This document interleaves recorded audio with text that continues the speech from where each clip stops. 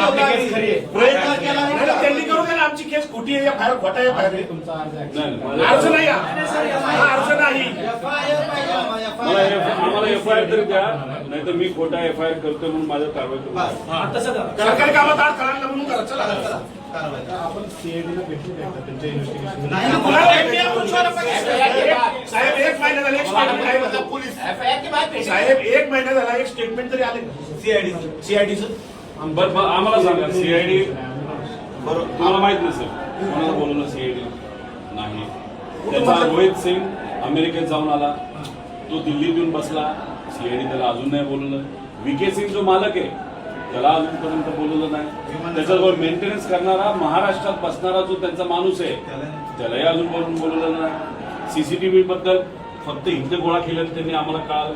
त्यानंतर तिथं जो जे 2 येणार होते कॅप्टन पायलट ते अचानक कॅन्सल झाले. का झाले त्यांना अजूनपर्यंत बोलवलं नाही, त्यांना नोटीस नाही. आणि डीजीसीच्या कोणत्या अधिकाऱ्यांनी मंजुरी दिली याला? आणि हे आमच्या लेवलला आम्हाला कळलेलं माहिती आहे. आता पब्लिकला तर काहीच माहित नाही. लोकांना माहित नाही. आम्ही घरचे असू, हे 8 तास बसतात अधिकारी गव्हर्नमेंट प्रेझेंटेशन दिल्लीत दाखवले, मुंबईत दाखवले, ते मोगम नाही साहेब. आणि ठीक आहे मी प्रेझेंटेशन केलं, चुका केल्या मला काउंटर पण केलं. बारामतीमध्ये पोलीस जर आम्हाला साहेब आमचा एफआयआर घ्या, सीआयडीला द्या ना. तुमच्यावर काय करस्पॉन्डंट झाला का सर सीआयडीचा? मी देशाच्या मिनिस्टर साहेबांच्या ऑफिसला पाठवलं, डीजीसीला पाठवलं.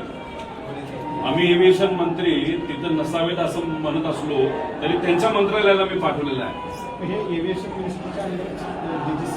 त्याला व्हीएसआर कंपनी जी आहे त्याचे आणि त्या डीजीसी जी पार्टी आहे त्याचे जे प्रमुख आहे त्यांचं कमर्शियल रिलेशनशिप आहे. मग म्हणून व्हीएसआरला वाचवत आहे. व्हीएसआरला म्हणून वाचवत आहे. आणि मग आमचं म्हणणं तुम्ही त्याच्या व्हीएसआरच्या विरोधात एफआयआर घेत नाही, मग तुम्ही सुद्धा वाचवा. आणि चालू तपास जे सांगताय तुम्ही साहेब त्याच्यामध्ये अँगल कोणता आहे? अपघात आणि टेक्निकल.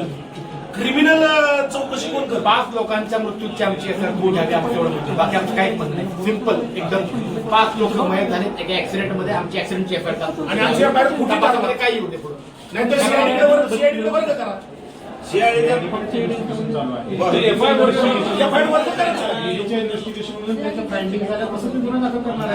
गुन्हा दाखल व्हायचा 1 महिना झाला साहेब, 1 महिना दाखल त्यांनी केलाच नाही तर आम्ही काय करतो? सीबीआय मध्ये आता आपण बोलतोय, आता आपण बोलत असताना 7,000 पेक्षा जास्त केसेस प्रलंबित आहेत. 2600 केसेस 10 वर्षाला प्रलंबित आहेत. दादाला न्याय दिला 10 वर्ष थांबू का? आणि